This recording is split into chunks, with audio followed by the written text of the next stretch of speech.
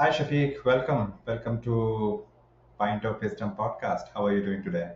Good. How are you, Anshman? Good, good. Thanks for joining. As you know, in this podcast, we talk all things AI, supply chain, and brands. So I'm really glad that you can make time for the podcast. Absolutely. Yeah, no, again, you and I met, almost probably 6 months ago now, and I love what you guys are doing, and I want to continue working together with you and seeing how we can partner together. Yeah, yeah. Thank you so much, Shafiq. This podcast is sponsored by OnePine.ai, an emerging AI platform for D2C brands in terms of solving their forecasting and supply chain challenges. And I love what you have done in the past, and I love what you're doing as well. So I'm looking forward to the conversation. Absolutely, me too. Yeah. So Shafiq, why don't you talk about your journey thus far? I know you have had number of roles in executive positions. Um, Describe the journey and what are you up to these days? Yeah, absolutely. I mean, I can't believe it's already been, let's see, we're in 2026. It's been about almost 20 years of being in the manager role and then in the executive roles for about 16, 17 years. For me, it was interesting. Recently, someone asked me the other day, "Did you ever see yourself as a CEO, or is it scary?" I said no. I said, for whatever reason, since high school, getting to the CEO level was my ambition. Whether or not the path was going to happen, I didn't know, and you never know what the path looks like. But I was actually just telling my son this the other day because he's 7 years old and he's getting to that phase of like, oh, I know everything. I don't need to learn. I don't need to keep listening. And what I told him was, both my wife and I spent our first 30 years learning a lot. Like, it's not just at school. As you're in the workplace, you learn, you listen, you observe, you see things that Yeah, are working well, things that aren't working well.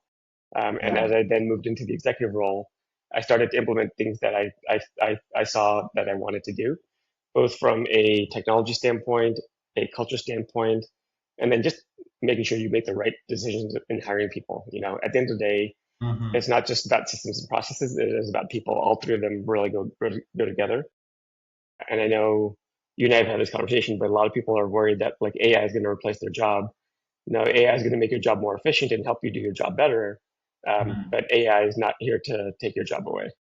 hmm. Yeah, yeah. No, I think you have uh, hit the nail on the head and kind of address the hot topic of the day, hot Yeah, topic of the season, because yeah, there's a lot of genuine fear among people in terms of what AI can do for you. So these two things kind of go hand in hand together in terms of AI. We are sitting on a new technology and learning aspect.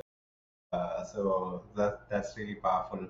And if you have learning mindset and you think about what you can do with AI, you can really do wonders to your own personal productivity as well as organizational productivity and bring new products and services to the customer. So what are you up to these days? What occupies your time?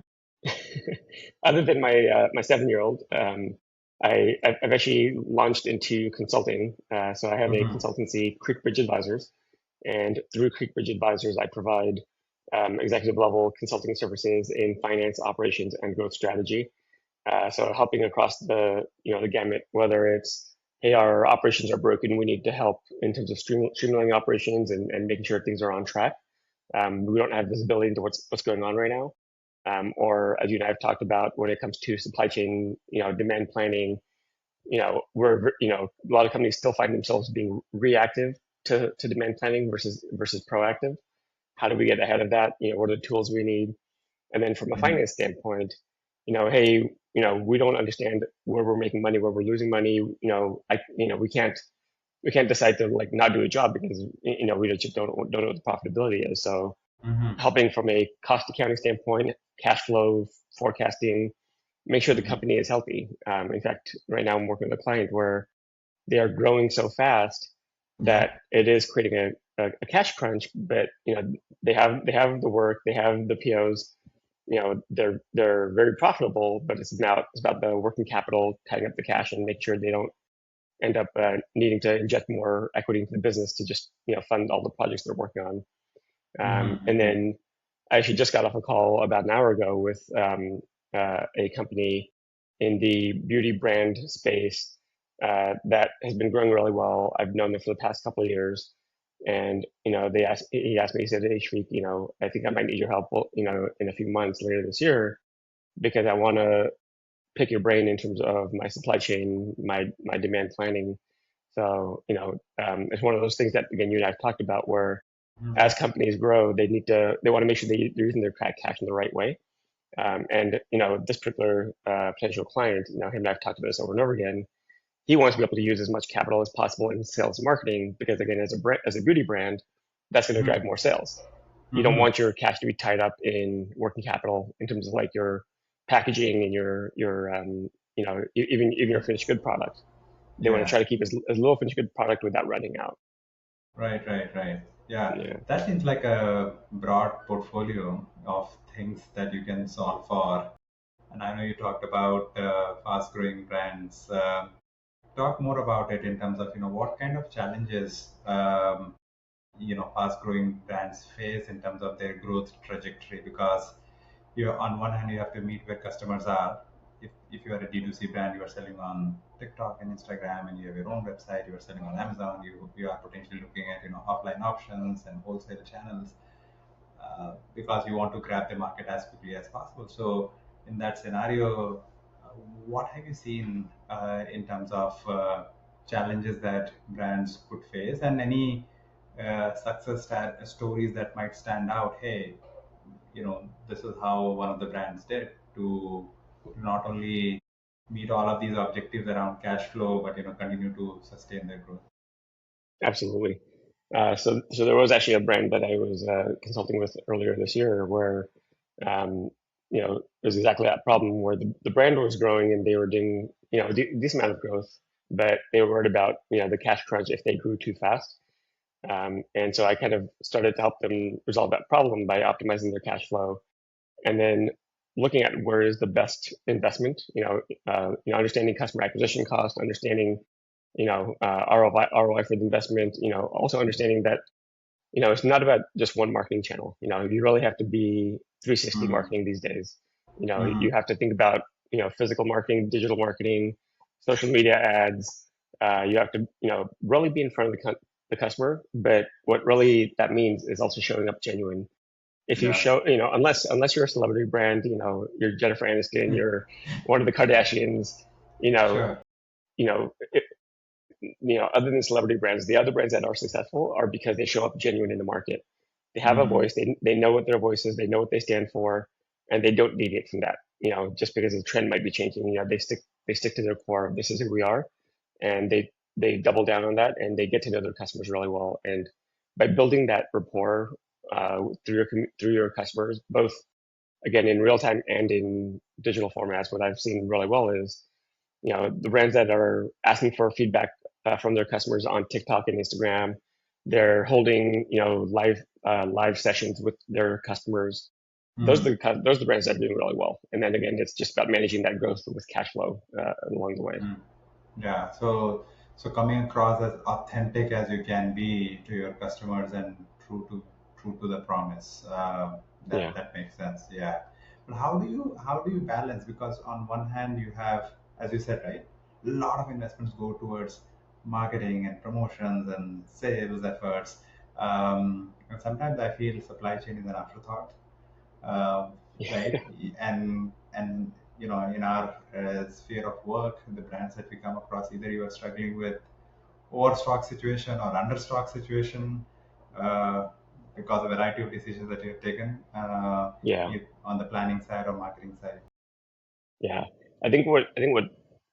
What I've seen, and I think between COVID and then even the supply chain disruptions over the last couple of years with tariffs and everything else, um, brands are still not on top of it as much as they need to be. Either they decide, okay, let me just hold a lot of inventory and they're not turning that inventory fast enough. And then they're having the risk of stale inventory that doesn't sell and they have to discard. or the person in that role again isn't forward thinking in terms of keeping inventory tight, but understanding that there's a buffer room, because they aren't using the right tools and software is generally what I've seen. They're leveraging the traditional tools like, oh well, we use NetSuite and we use the demand planning tool and forecasting tool in NetSuite. Well, I know NetSuite has AI integrated and they're trying to do better, but there are so many better tools that will help your business do better. So I always tell people, especially the indie brands, exactly to your point, it's such a crucial thing for an indie brand that's trying to grow. They don't want to run out of product and have an out of stock issue. I always tell them that they need to look at AI demand planning tools, because the one thing, and you and I talked about this, the nice thing with AI is a lot of AI people like OpenPint have focused on a specific niche. It's not like we're AI that's going to take care of every part of your business. We're not going to, you don't try to say, oh, we can fix account management and we can fix, finance and forecasting. We focus on one thing and we do it well. Yeah. And those are the best AI products I've seen out there, are the ones that focus on one specific niche. Yeah, yeah, and I think you rightly said that has been our experience as well and motivation as well, because we have seen a lot of struggles with all the grunt work in Excel and Google Sheets, planners drowning in data and managing multiple channels.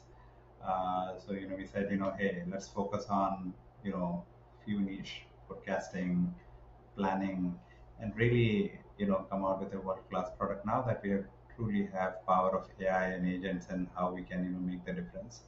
Absolutely. Not to diffuse energies, right? So that you are really focused on the mission in that sense. You mentioned COVID and tariffs, and I don't know when things will evolve or what could be the next thing that we'll have to talk about. But supply chain uncertainty or supply chain resilience has been, you know, topics that don't fade away. For last 4 or 5 years, we continue to talk about them.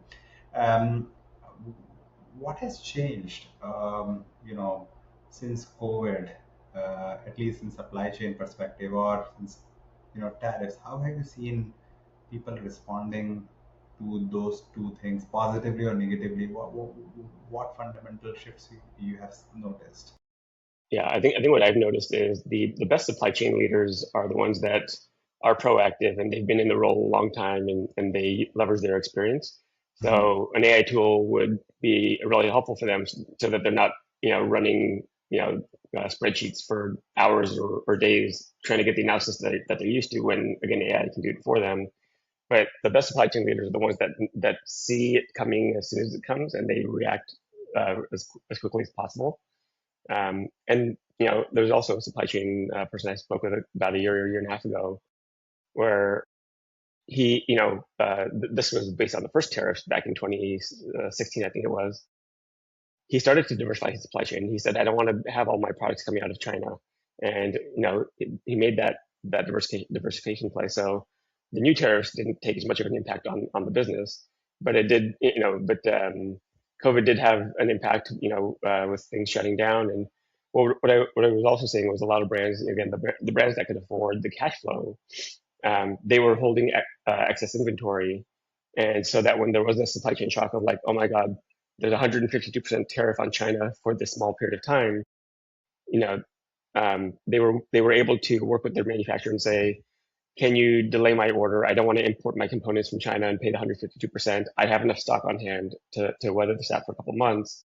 And again, the good manufacturers say, absolutely, we'll work with you. We're not going to force you to take this product, given the current circumstance. And so really at the end of the day, in supply chain, you really want to have good partners across the supply chain, because, you know, it, uh, especially when it comes to beauty brands and products that are CPG products that have long lead times, it is a partnership. It's not transactional. If you're going to someone just purely based on cost, it's Mhm. going to come back and hurt you in the long run, because they're not thinking about your best interest from a partnership standpoint. Mhm. Mhm. So you mentioned like three themes. If I was making notes: China plus one, Yeah, diversification, yeah, having sufficient stock buffers, and really thinking about partnerships. Can you build on partnership front, like how companies can think about building long-term partnerships that can help their goals in managing supply chain uncertainties. Absolutely. I think for me, when I think of partnerships, it really is about one plus one equals three. I need to make money. You need to make money. My suppliers need to make money. We all want to be around. And something I heard, one of my customers say a couple of years ago. Yeah. They were, of course, they're always conscious of what price they're paying for the products that my company was manufacturing at the time. But the one thing that I heard from my customer, which I appreciated, was, "Hey, Shafiq, look, I want you guys to make money, and I need you guys to stay in business so that I can keep making money and I stay in business. This isn't about me trying to squeeze every penny out of you because that doesn't help anyone." And that mentality has stuck with me ever since I heard that a couple of years ago. Yeah. Now, whenever I've been dealing with suppliers and vendors, and even now in my consulting role, Mm. I don't come in with that mentality of, let's try to squeeze everything out of the supplier. Let's figure out, is this the right vendor for us to partner with, and make sure that we're paying a fair price, and that they're earning what they need to earn. Right, right. It ultimately boils down to the mindset that Yeah, you, how you structure the vendor partnerships or supplier partnerships, and how you have both your objectives being met and at the same time think about your partner ecosystem, because I think it's a symbiotic relationship ultimately. Japanese have taught us for a long time what it could mean to have well-oiled supplier partnerships in the automotive context. Yeah. yeah, absolutely. In terms of beauty brands, what do you see? You have seen them closely in your experiences. What are the trends you are seeing beyond Korean brands dominating the world? I mean, it is really, really interesting and amazing to see. I forget the name of the retailer, but one of Korea's biggest retailers just opened up two stores here in Southern California. And the first store that opened, that opening day, the lines were just around, wrapping around the store, and it was, Wow. just it was a success. And then a month later, they had the second opening, and same type of reception. I think the one thing that a lot of people took for granted was everyone just assumed that K beauty was just for Asian skincare, in the Asian market. But in reality, it has a lot of great properties for all types of skin. And I think that's what they've done really well, is they've understood how to make a product that works for all types. And what I'm seeing now is the larger brands that for the longest time just said, "Oh, I make this moisturizer and my moisturizer works for everyone," but it doesn't really. They're now starting to actually separate their products and say, "You know what? We're making this moisturizer for this type of category and population, whether it's women going through menopause or perimenopause, whether it's teens going through acne and needing acne skincare, whether it's men, right? I think men skincare for longest time was ignored, and now it's becoming more and more prominent. That yes, men have skin, they're willing to take care of their skin and pay for skincare. And I think that transition, especially with the millennials and Gen Zs, as they start to have their own disposable income, they're willing to pay $30 for a really good cleanser or moisturizer that works specifically on men's skincare. Yeah, and of course, I think K beauty brands have really opened new frontiers and new markets for. They've expanded the pie in that sense for other brands as well to grow and target some of those markets that have been traditionally not touched per se. Do you see proliferation of brands continue? Because I see beauty is one sector where every 6 months, every year, you have new brands popping up relative to Yeah, other sectors. Uh, yeah. do you continue to see that trend, and what do you anticipate? You know, things shaping up, say, getting into 2027 and beyond. Yeah. So the two, well, there's three categories really that I've understood over the years. It's hair care, skin care, and beauty care, or sorry, body care. And for the last like 5 or 6 years, skincare really was dominating in terms of growth, and where people were putting their focus and effort. And you were seeing a lot of brands, indie brands starting up. You were seeing a lot of brands being acquired by the conglomerates like P&G and Unilever. Um, and for me, when I see brands being acquired, the one thing that the conglomerates have learned from previous acquisitions is leave the brands alone. Find ways to help them with supply chain optimization and other things, but don't mess with the brand. There's a reason you bought the brand. So they're getting better at that. But when they do get acquired, they start going, Unless you want to kill the brand. yeah, exactly.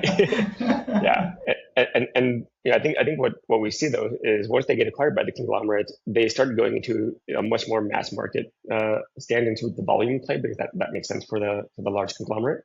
So it creates a vacuum for new brands to start up again.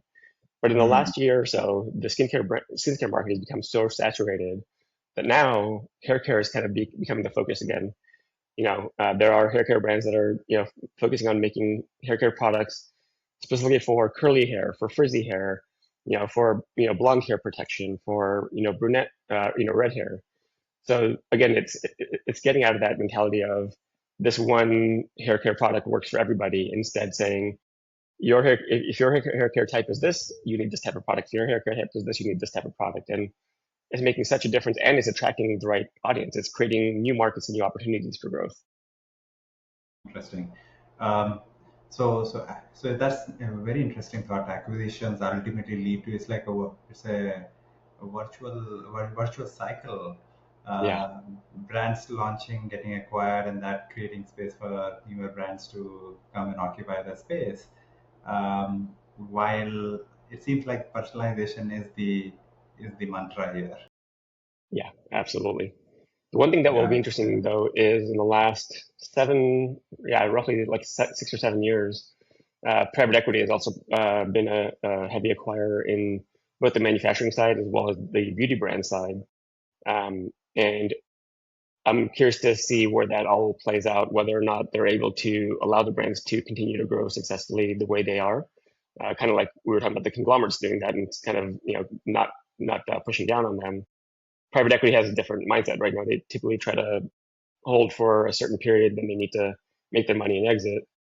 So I'm curious to see that the beauty brands that sold to private equity, what happens to those brands. But again, it'll still create a vacuum. If those brands don't do well, it'll just create a vacuum for new brands to pop up. That's right. That's right. We are talking about brands and supply chain. We can't talk AI, and you started by you know talking about AI and how it is creating fear in the minds of people around job losses, etc. How are you using AI in your own work space? How are you seeing AI applications, or whether it is generative AI application or agentic AI application, um, in brands or supply chain space? Yeah. So one area where I found it very useful is in what I'll call account management type functions. So, for example, one of the companies that I'm consulting with right now, they have so their customer sent them an RFP every time they need to bid on a new project, and there is a two-page form that requires them to like circle certain questions like yes to this, no to this, and like the answers are always the same because for this particular company and what they do, the answer never changes. But the former owner of the business, so the company was recently acquired by private equity, but the former owner used to manually go into Adobe and create a circle around the yeses and nos, spending 10 Mm, minutes on that. Well, if you get say 20 of those a day, that's 200 hours that you're spending there. Even if it's five a day, you're spending almost an hour. right. Um, and so one of the things that we're looking at is how to use AI to auto-populate those forms, right? So you take that code form, you put it into the AI model reads it, and then whatever the defaults are, AI fills in all the defaults, and then when it comes to price, putting in the price for the code, wherever that would be, separate, and you can just manually put that in. But trying to do stuff like that. The other thing I've helped companies do is automating the customer sales order process. So you get a PO from your customer. A Yeah. lot of companies spend 2, 3, 4 hours creating the sales order in their ERP system. AI can train itself to read that PO, create the sales order, enter everything. You know, we're still at a point of like learning, so you don't want it to automatically create, post a sales order and assume everything's fine. But at least you Yeah. can populate everything and you're not doing data entry work. And then someone on Correct. the customer service team just has to look at it, review it. Is the pricing accurate? Is the due date accurate? Is the item correct or whatever? And so again, Right. that goes back to that mindset shift of, instead of someone doing data entry and possibly fat fingering something, they have to change their mindset to say, oh, I just have to review this. I don't have to worry about data entry and maybe mistyping something. I get to just review it and make sure it's accurate. And again, I can then take those 2 hours or 3 hours and instead it's like 30 minutes now to just review. And I get 2.5 hours to go do something else and all the other stuff that I have to get done. These are great examples in terms of how people can think creatively in terms of saving time. I think honestly, everybody is pressed for time, and if you can really think from that perspective, all of these time savings do add up and drive productivity. But it's also you should be willing to probably lean on AI and let it probably do things for you as well, or probably let be ready to let the control go away. Correct. Yep. So yeah, no, that makes sense. Yeah. We And then, kind yeah, of go two ahead. other areas Hmm. I've used it and I see it very helpful. And, one of them you and I have talked about is, again, we talked about earlier, it was demand planning and forecasting. Right. It's such a niche area, but a lot of companies either don't have a process or they have a very manual process that's tedious, and it requires someone to spend a lot of time managing, a very manual model. And then the other area is scheduling and planning. Especially in the manufacturing world, you want to make sure your schedule is optimized based on the type of product that you're making, the quantity, the due date. Am I putting this on the right machine that has the right capabilities? And right now, that lives with a human that knows, the production facility intricately to hopefully pick the right machine. But if that person gets sick, if they quit, if they, if something happens to them, there's nobody else there with that knowledge. Whereas if you can train an AI model to understand your production capabilities, you don't need to get rid of that scheduling and planning person. That person is still needed, but they can then again be a reviewer to make sure, yeah, is this optimal? Or hey, I just learned something new. There's a change in the due date or the demand. I want to move it here.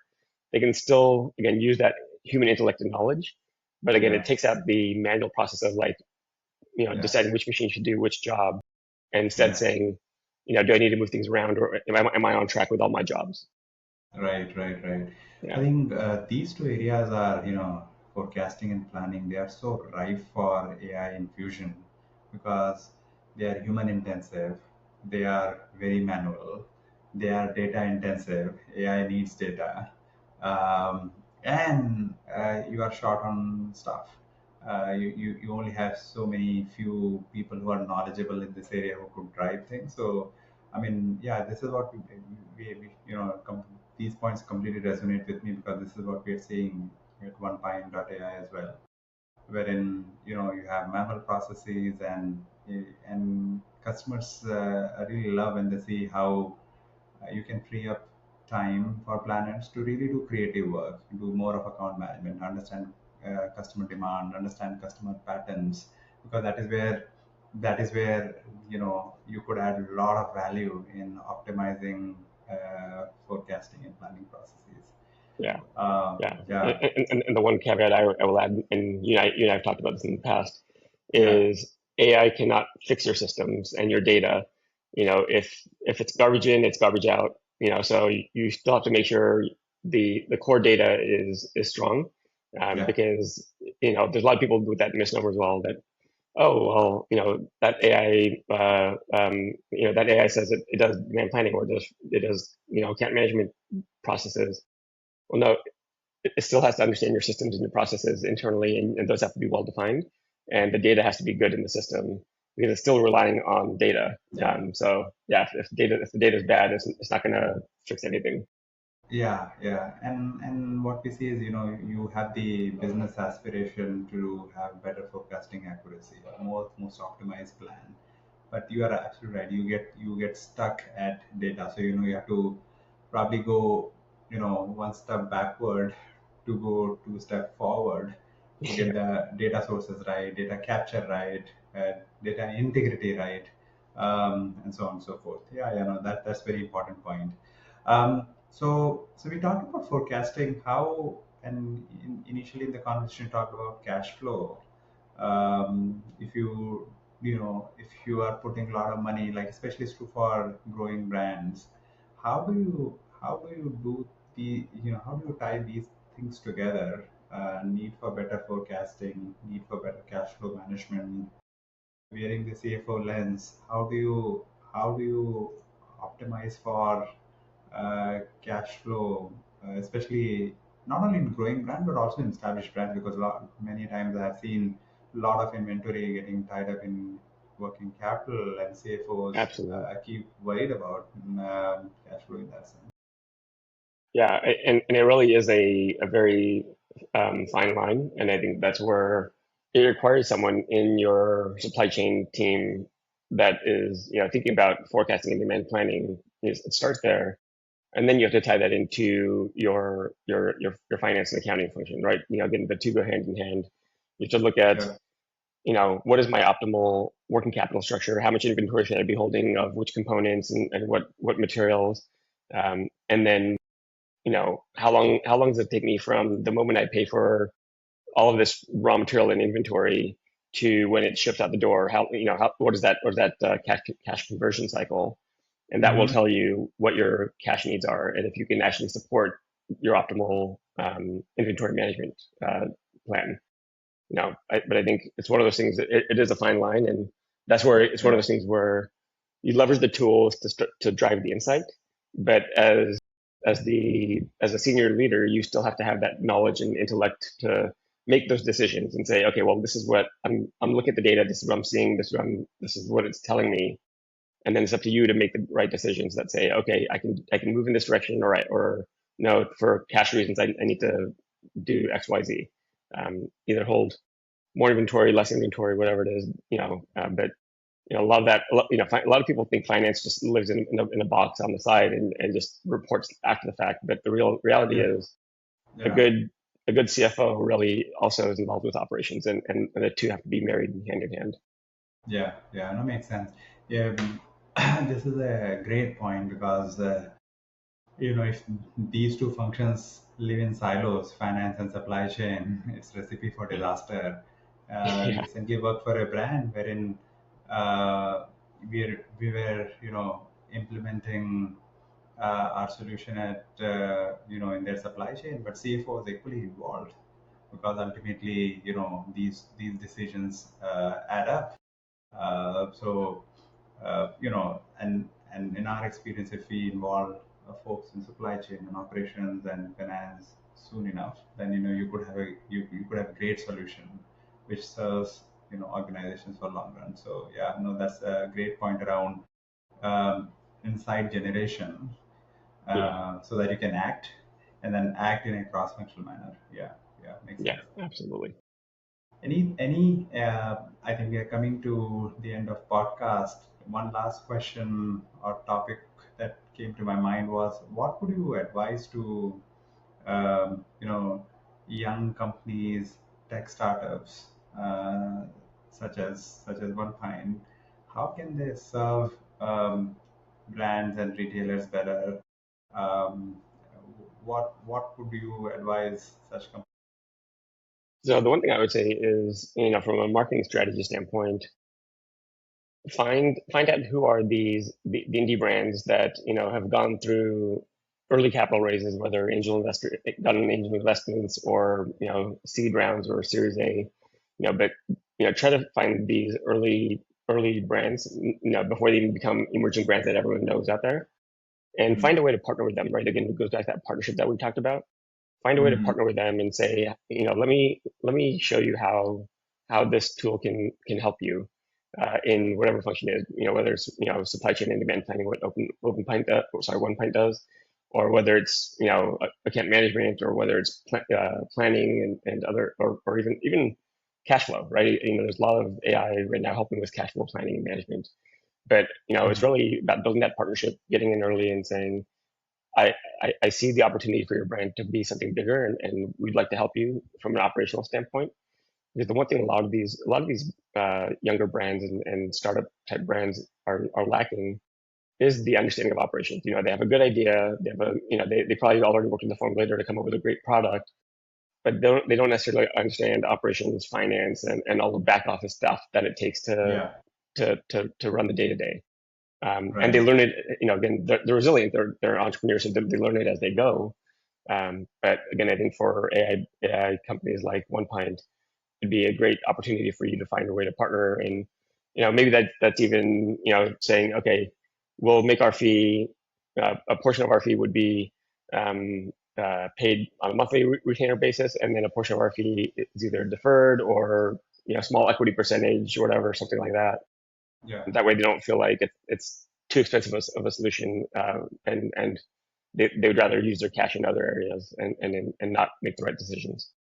Right, right. Makes sense. Yeah. I think the partnership point really resonated with me. So thank you for sharing that.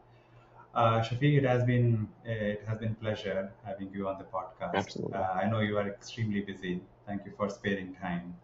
Absolutely. You're welcome. Lovely to have you. Yeah, yeah, it was great to catch up, and I know we'll talk soon. Yeah, thank you, Shafiq. Have a good one. All right. Thank you, Anshman.